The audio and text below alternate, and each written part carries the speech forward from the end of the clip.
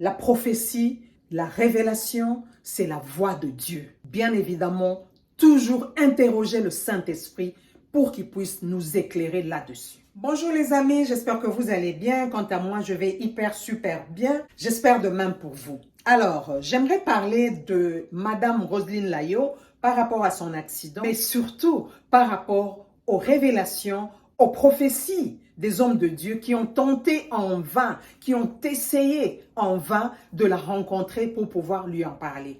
Elle n'a pas voulu les recevoir. Vous savez quoi? Ne négligeons pas les prophéties, ne négligeons pas les rêves et encore moins les songes. Ça, j'en parle toujours dans mes vidéos.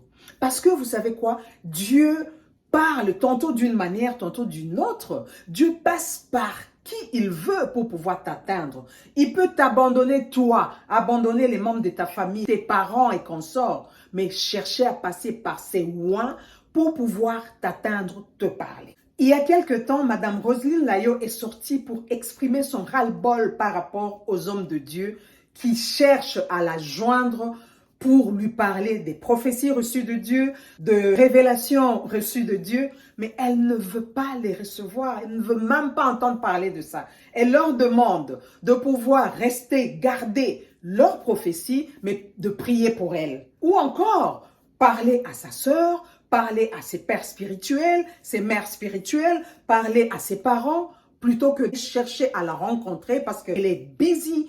Elle est focus dans son travail, elle n'a pas de temps pour ça, elle ne veut pas être stressée du tout. Madame Roselyne Layo, je vais te dire une chose, tu sais quoi?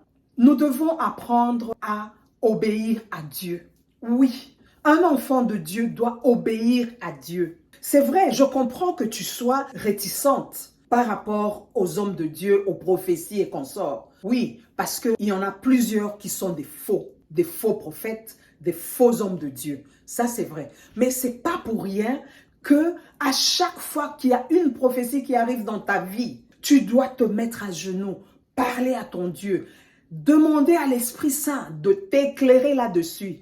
Est-ce une vraie prophétie? Est-ce ça vient de Dieu, oui ou non? Et l'Esprit Saint va te guider, va t'orienter, va t'éclairer là-dessus. Quelque part, rendons quand même la vie facile à ces hommes de Dieu qui reçoivent nos messages, nos prophéties.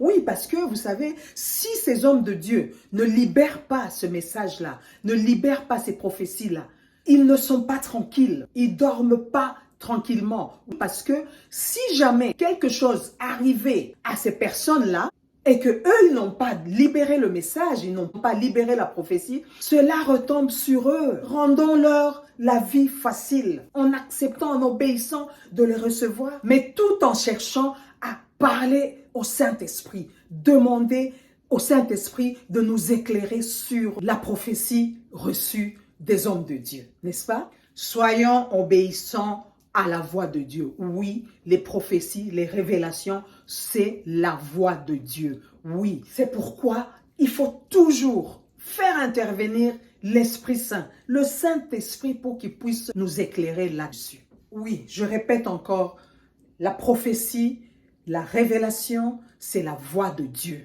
Bien évidemment, toujours interroger le Saint-Esprit pour qu'il puisse nous éclairer là-dessus. Moi, je pense que la meilleure des choses pour toi, Madame Roselyne Layo, aurait été d'écouter ces hommes de Dieu. Oui, de la même manière que tu écoutes tes pères spirituels, tes mères spirituelles, je pense que tu devrais aussi écouter ces oins de Dieu-là. J'ai appris que tu aurais fait un accident avec un camion citerne. Oh my goodness. Ma sœur, Dieu t'aime. Oui, Dieu t'aime beaucoup parce que ton véhicule-là aurait pu prendre feu et le pire te serait arrivé. Mais Dieu n'a pas permis cela. Il n'a pas accordé cela parce qu'il t'aime beaucoup. Et je pense que cette situation doit te servir de leçon. Dieu t'aime beaucoup. C'est pourquoi il n'a pas permis que le pire puisse t'arriver. Ça aurait pris feu et explosé. Mais cela n'a pas été le cas. Parce que, tout simplement, c'est la faveur de Dieu qui était sur toi. C'est la grâce de Dieu qui était sur toi. Et que cela te serve de leçon pour que tu puisses ouvrir tes oreilles, que cela puisse te mettre la puce à l'oreille pour que tu puisses obéir à la voix de Dieu. Dans ta sortie là, tu étais dans tous tes états. jusqu'à aller dire comment tu as ta mère spirituelle, chez qui tu as donné ton offrande, chez qui tu as donné ta dîme et que ta chanson a cartonné.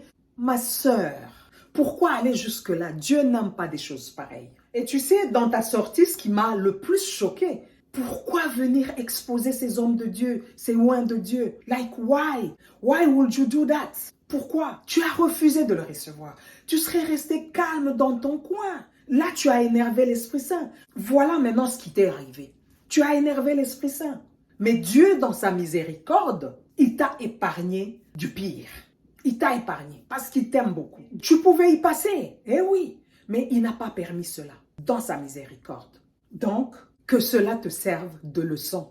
Madame Roselyne Layo, j'ose croire vraiment que de la même manière que tu as exposé ces oins de Dieu, ces hommes de Dieu sur les réseaux sociaux, de la même manière, tu nous reviendras pour t'humilier devant ton Dieu, t'humilier devant ces oins de Dieu, ces hommes de Dieu qui détiennent tes prophéties, qui détiennent tes révélations de la même manière sur les mêmes réseaux sociaux. D'accord?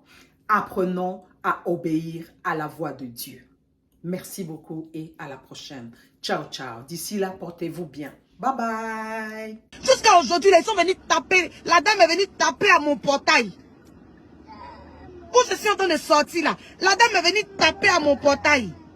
Taper à mon portail pour dire que ma petite soeur dit qu'elle n'est pas là. Que non. L'Esprit de Dieu me dit qu'elle est dedans. Elle n'a qu'à sortir. C'est que je veux lui dire là. À toi, je ne peux pas dire ça. Je veux dire à elle directement. Ma petite soeur dit, mais maman, j'ai dit qu'elle n'est pas là. S'il y a quelque chose, moi, si sa petite soeur direct, faut me dire. Quand le Seigneur vous montre la prière pour nous, au lieu de venir vous mettre sur les réseaux sociaux pour parler, ou bien pour venir taper à nos portes, ou bien pour nous envoyer test.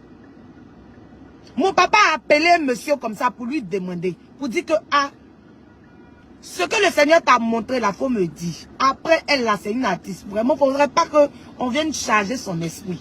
Moi, je suis son papa. C'est dit, c'est mon sang. Ce que tu as à lui dire là, faut me dire, nous là, on a une cellule de prière.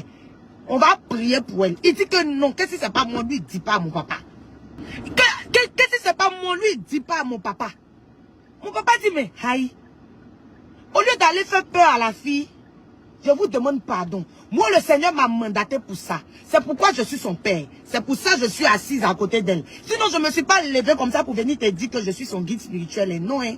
Je ne me suis pas levée. Je ne me suis pas levée comme ça. J'ai dit, je suis son papa.